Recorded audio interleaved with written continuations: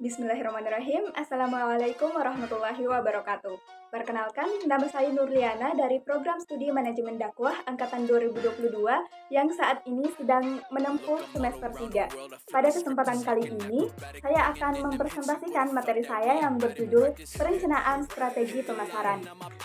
Video ini dibuat sebagai salah satu tugas mata kuliah Manajemen Pemasaran, dan dalam kesempatan ini saya mengucapkan terima kasih yang sedalam-dalamnya kepada Bapak Laode Mansardar Kanande MM selaku dosen mata kuliah.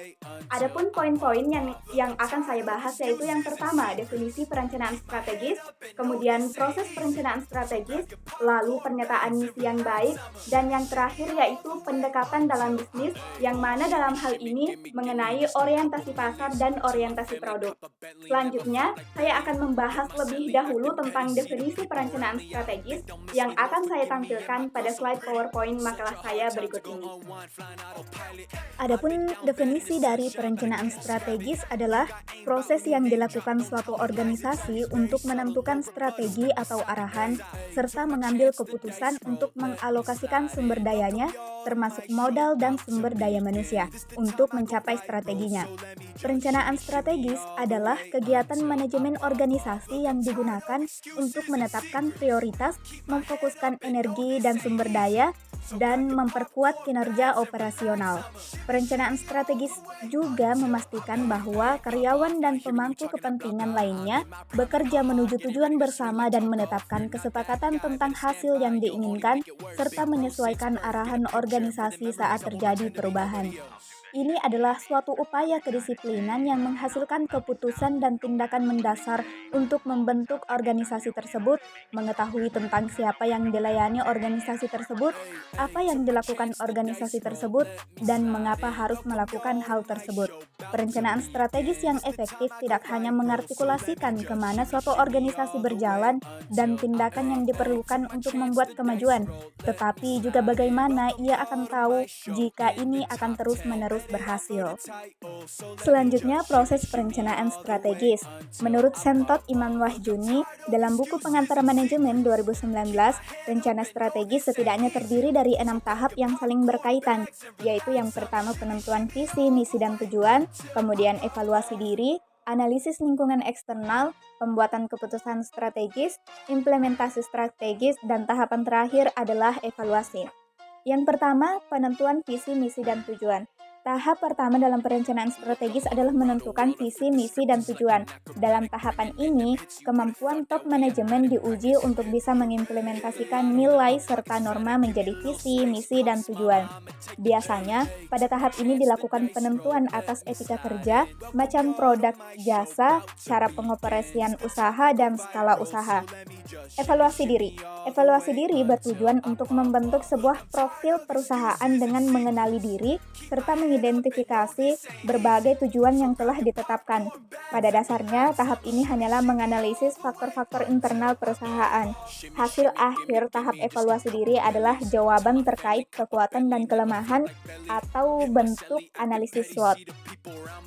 Kemudian yang ketiga, analisis lingkungan eksternal. Tidak hanya mengevaluasi faktor internal, berbagai faktor lingkungan eksternal juga perlu diidentifikasi. Faktor eksternal yang mempengaruhi rencana strategis bisa berasal dari pihak luar serta kondisi di luar perusahaan.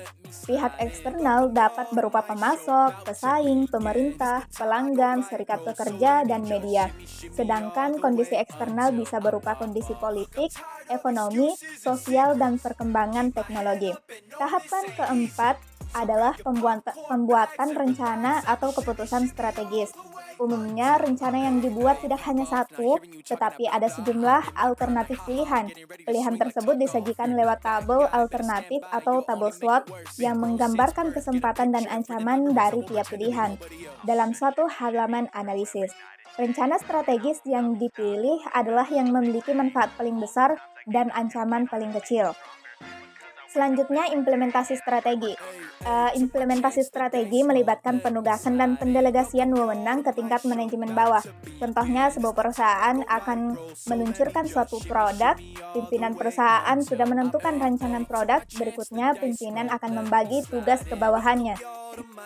Divisi marketing bertugas mendesain tampilan produk dan mengiklankan produk, sementara divisi produksi mengurus proses produksi.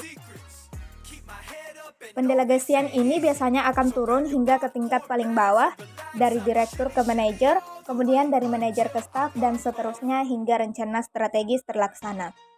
Tahap terakhir dalam penyusunan rencana strategis adalah evaluasi. Evaluasi berfungsi untuk memastikan bahwa berbagai tahapan sebelumnya telah dilaksanakan dengan baik. Selain itu, evaluasi juga menjadi catatan bagi penyusunan rencana strategis selanjutnya. Baiklah, selanjutnya tentang pernyataan misi yang baik. Pernyataan misi atau mission statement adalah pernyataan tertulis tentang misi perusahaan Anda. Misi menjelaskan apa tujuan perusahaan Anda. Misi yang jelas dan bijaksana memberi karyawan rasa tujuan, arahan, dan kepemilikan untuk mencapai kesuksesan perusahaan. Pernyataan misi yang baik fokus pada tujuan inti. Pernyataan misi yang jelas memandu setiap orang di dalam perusahaan Anda untuk menuju arah dan tujuan yang sama. Dengan mengetahui tujuan dan arah bisnis Anda, mereka bisa lebih berkontribusi. Adapun pernyataan misi yang baik setidaknya memiliki kriteria. Yang pertama, menentukan ruang lingkup kompetitif utama di mana perusahaan Anda akan bersaing dan harus unggul, termasuk mempertimbangkan kompetensi dan sumber daya perusahaan Anda. Yang kedua, fokus pada beberapa tujuan, dapat dicapai dan realistis, konsisten dengan visi perusahaan Anda. Yang ketiga, menekankan dan konsisten dengan kebijakan dan nilai-nilai inti perusahaan Anda. Yang keempat, mendefinisikan produk, pelanggan, pasar, pemangku kepentingan utama di mana perusahaan Anda beroperasi. Dan yang terakhir, ringkas, inspirasional, mudah diingat, khas, dan bermakna. Selanjutnya kita melangkah pada pembahasan pendekatan dalam bisnis. Orientasi pasar dan orientasi produk adalah dua pendekatan yang berbeda dalam bisnis. Adapun perbedaannya yaitu yang pertama, orientasi pasar adalah pendekatan bisnis yang mengutamakan pengidentifikasian kebutuhan dan keinginan konsumen serta menciptakan produk dan jasa yang sesuai dengan kebutuhan. Sedangkan orientasi produk adalah pendekatan bisnis yang menekankan pada penciptaan produk yang inovatif dan berkualitas tinggi. Fokus strategi orientasi pasar adalah mengembangkan produk baru yang sesuai dengan kebutuhan dan keinginan konsumen. Sedangkan fokus strategi orientasi produk adalah menciptakan produk yang unggul dan inovatif dan kemudian mencari pasar untuk produk tersebut. Kemudian keunggulan dari orientasi pasar adalah dapat memenuhi kebutuhan dan keinginan konsumen sehingga dapat meningkatkan kepuasan konsumen dan memperluas pangsa pasar. Sedangkan keunggulan dari orientasi produk adalah dapat menciptakan produk yang inovatif dan berkualitas tinggi, sehingga dapat membedakan produk dari pesaing dan meningkatkan loyalitas konsumen. Selanjutnya, kelemahan dari orientasi pasar adalah biaya yang tinggi untuk melakukan penelitian pasar dan pengembangan produk baru. Sedangkan kelemahan dari orientasi produk adalah kurangnya perhatian pada kebutuhan dan keinginan konsumen, sehingga produk yang dihasilkan mungkin tidak sesuai dengan pasar. Itulah tadi hasil pemaparan materi saya yang berjudul Perencanaan Strategi Pemasaran. Lebih dan kurangnya mohon dimaafkan. Lempar mangga pakai batu. Wassalamualaikum warahmatullahi wabarakatuh. Thank you for watching. Shimmy, shimmy, gimme, gimme just a couple millies. To my family, cop a Bentley, never flop like belly.